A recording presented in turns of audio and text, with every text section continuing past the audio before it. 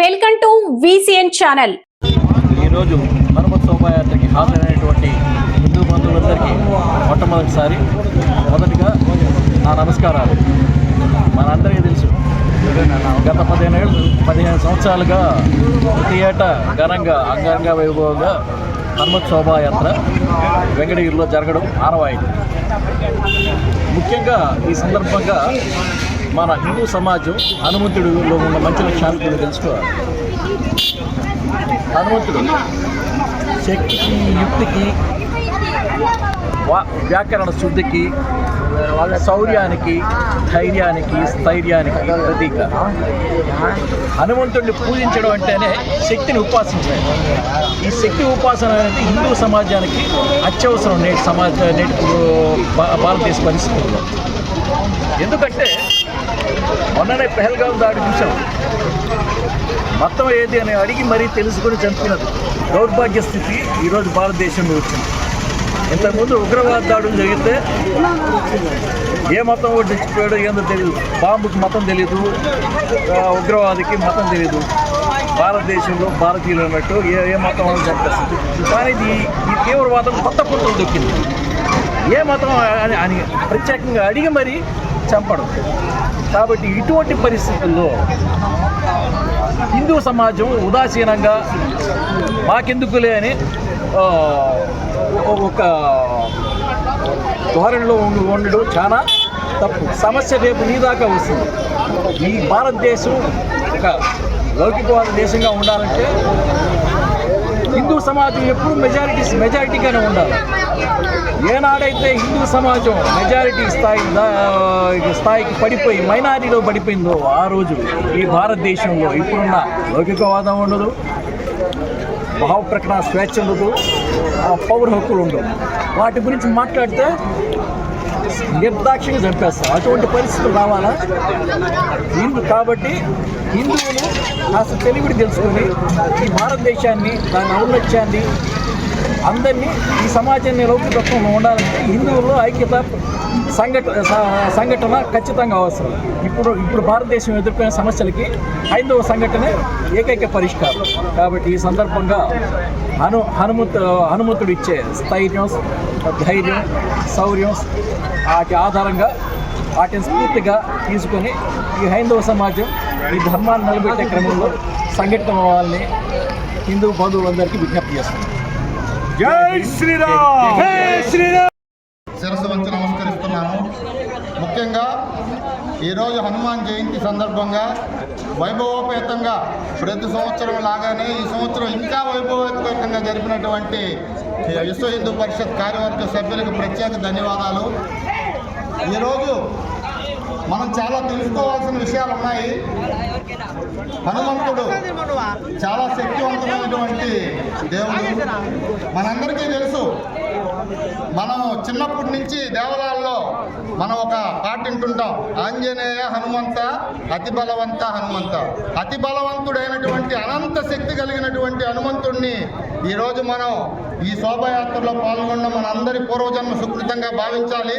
పాల్గొన్న ప్రతి ఒక్కరికి వాళ్ళు అనుకున్న లక్ష్యం నెరవేర్చడంలో హనుమంతుడి శక్తి సామర్థ్యాలు మనకు లభిస్తాయని చెప్పి ఆయన సంకల్ప సిద్ధి లభిస్తుందని ఈ సభాముఖంగా అందరికీ ఈ శోభాయాత్రలో హార్ట్ఫుల్గా పాల్గొన్నటువంటి ప్రతి ఒక్క హిందూ బంధువుకి వీరాంజనేయ స్వామి యొక్క సంకల్పం ఉంటుందని చెప్పి సభాముఖంగా తెలియజేస్తున్నాను.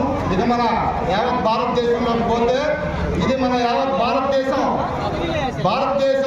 హిందూ దేశం, పెద్ద హిందూ దేశం, ఉన్నటువంటి అతిపెద్ద హిందూ దేశం భారతదేశం. ఈ భారతదేశంలో 1950లో 85% హిందువులు ఉన్నటువంటి భారతదేశంలో ఈరోజు హిందువుల శాతం 2015 లెక్కలు చూస్తే 79%కి తగ్గిపోయింది.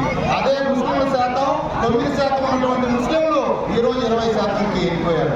ఈ విధమైనటువంటి భారతదేశంలో సర్వమానవ సౌభ్రాతత్వం, ఈ ప్రత్యేక రాజ్యాంగం, ప్రత్యేకమైనటువంటి సంస్కృతి సాంప్రదాయాలు కలిగినటువంటి దేశం మన భారతదేశం. ఈరోజు ప్రపంచ దేశాలు మన భారతదేశం వైపు చూస్తున్నాయంటే ఈ హిందూ ఆచారాలు, సాంప్రదాయాలు, సంస్కృతి చూసి వందల వేల కోట్ల అధిపతులైనటువంటి ఇతర దేశస్తులు సైతం ఇక్కడ వచ్చి చిన్న కుండీరాల్లో, ఆశ్రమాల్లో మన సాంప్రదాయాలను అవలంబిస్తారు.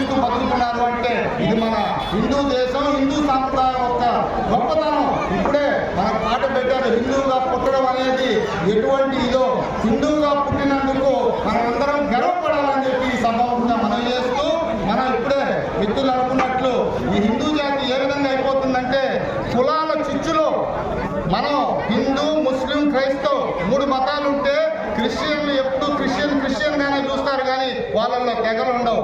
అదే ముస్లింలు ఎక్కడున్నా మా ముస్లిం సోదరుడు అంటారు. కానీ మన హిందువులు ఈరోజు ఏ విధమైనటువంటి పరిస్థితుల్లో ఉండాలంటే బ్రాహ్మణు, వైశ్య, రెడ్డి, కమ్మ, వెలమ, బలిజ, యాదవ, మాల, మాదిరి, చాకలి ఇలా కులపరమైనటువంటి విద్వేషాలతో హిందూ మతానికి అన్యాయం జరుగుతున్నటువంటి పరిస్థితి వచ్చింది. ఈరోజు పవన్ కళ్యాణ్ గారు వచ్చిన తర్వాత వాస్తవంగా దానికి వెలుగు వచ్చింది. ఈరోజు హైందవ మతస్థులు, ఈరోజు హిందువులు, ఈరోజు హిందూ మతాన్ని ప్రపంచ దేశాలు హిందువులుగా పుట్టలేదని బాధపడుతున్న ఈ తరుణంలో ఒక హిందువుగా పుట్టినందుకు గర్వపడమే కాకుండా మనం ఈ హిందువుల్లో ఈ కులాల చిచ్చులో మనం ఫస్ట్ హిందువులు అనే మాట మర్చిపోతున్నాం. ఏ కులస్తుడైనా మొట్టమొదటిగా మనం హిందూ సమాజాన్ని కాపాడవలసిన ఆవశ్యకత మనకి ఎంతైనా ఉందని చెప్పి ప్రతి ఒక్క హిందూ బంధువు ఇది బాధ్యతగా తీసుకోవాలి. విశ్వ హిందూ పరిషత్ వాళ్ళు మీరందరూ కూడా అన్ని ప్రోగ్రాములు చేయకపోయినా విశ్వ హిందూ పరిషత్ వాళ్ళు చేసే ప్రతి ప్రోగ్రాంకి తన వంతుగా ఒక హిందువుగా పుట్టినందుకు ప్రతి ఒక్కరు కూడా తన వంతుగా సహాయ సహకారాలు అందిస్తూ వాళ్ళకి కావాల్సినటువంటి అన్ని రకాల తోడ్పాటుగా ఉండాలని తెలియజేస్తూ ఇప్పుడే మనం చూస్తుంటాం ఇతర మతస్థులు. ఇది భారతదేశంలో సర్వమానవ సౌభ్రాతత్వం ప్రతి మన రాజ్యాంగం చాలా గొప్పది.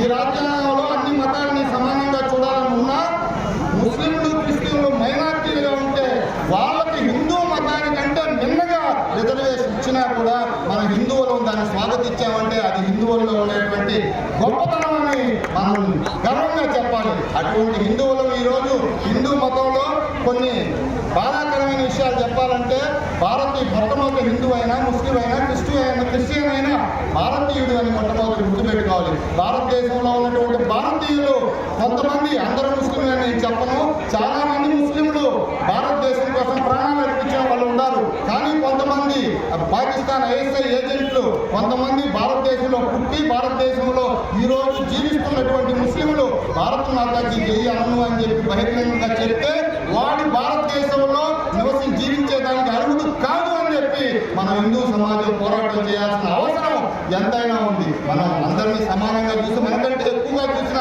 మనల్ని హైందవ మతస్థుల్ని, హిందూ మతస్థుల్ని ఉన్నటువంటి హిందూ దేశంలో ఉన్నటువంటి మనం ఒట్టు పెట్టుకొని మన స్త్రీలు ఈ రోజు కూడా కొన్ని ఏరియాలోకి పోయేదానికి భయపడుతున్నారు అంటే నిజంగా మన హిందువులందరూ కూడా తలదించుకోవాల్సిన అవసరం ఎంతైనా ఉంది. దీనికి పోరాటం సాగించాలి.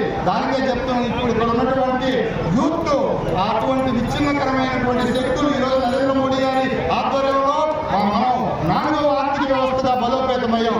రేపు PWC ప్రొఫెషనల్ సర్వే చేస్తే ఆ 3వ ఆర్థిక వ్యవస్థగా 2030కి పోతున్నాం. అయినా కూడా మనం అభివృద్ధి చెందిన దేశాల్లోనే పోకుండా అభివృద్ధి చెందుతున్న దేశంగానే ఉన్నామంటే ఇటువంటి విచ్ఛిన్నకరమైనటువంటి శక్తులు మన భారతదేశంలో ఉన్నారు. దానికే సోదరులారా, నేటి యువతరానికి నేను ఇచ్చే పిలుపు నవశక్తితో, నవయుక్తితో, నవధైర్యంతో, నవోన్మేష దీప్తితో యువతరం విచ్ఛిన్నకరమైనటువంటి శక్తులపై విరుచుకుపడాలి. జాతీయ తత్వ ప్రబోధ గీతాన్ని ఆలపిస్తూ ప్రపంచ దేశాల్లో భారతదేశాన్ని అగ్రగామిగా నిలబెట్టి నేను భారతీయుని నేను వివరించుకు తిరిగే రోజు కోసం యువతరం దీక్షా కంగళదారులు కావాలి. కమాన్ లెటర్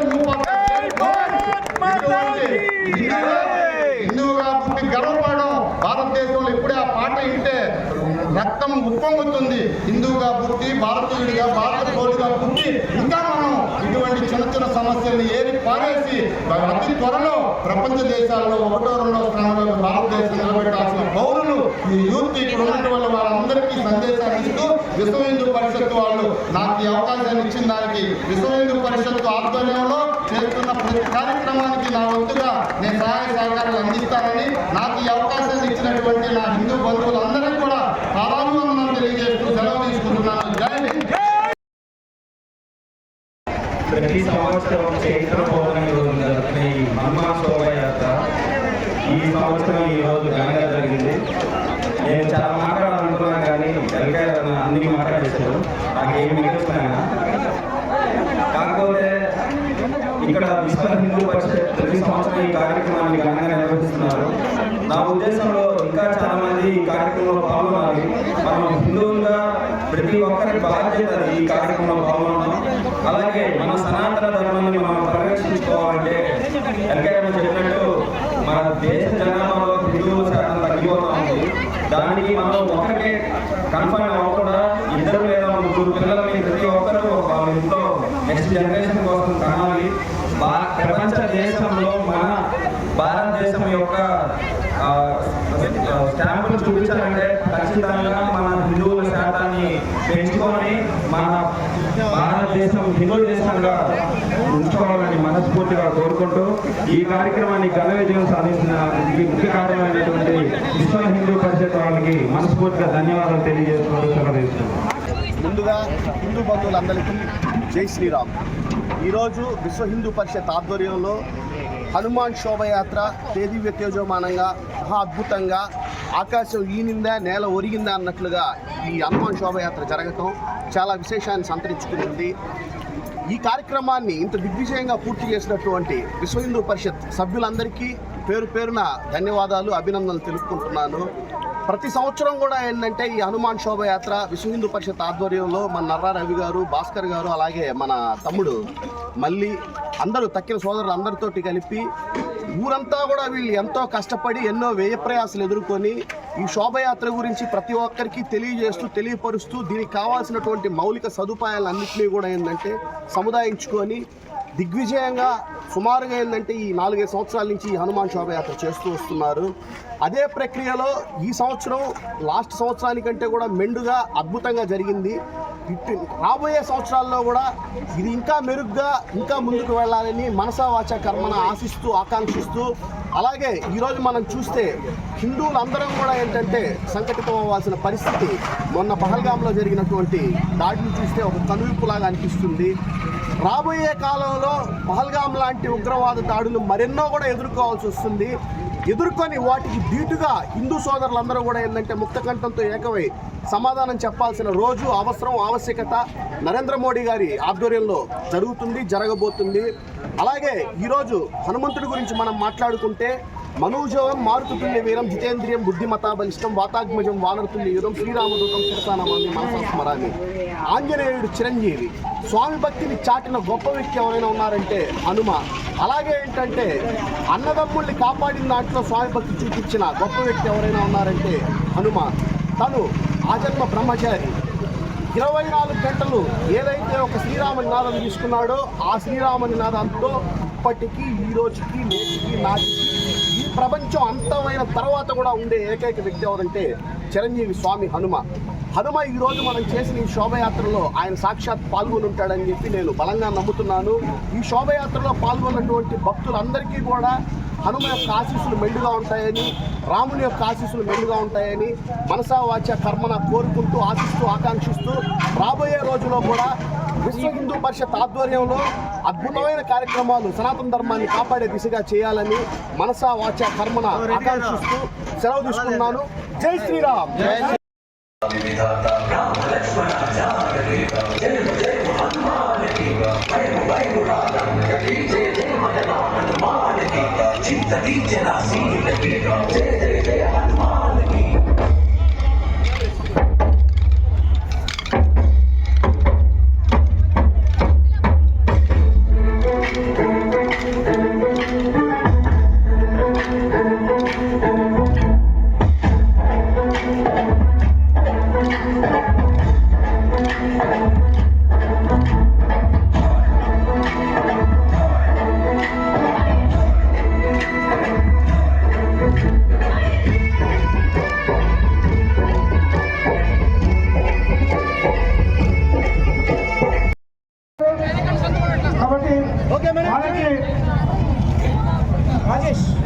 రాజేష్ చెయ్యి.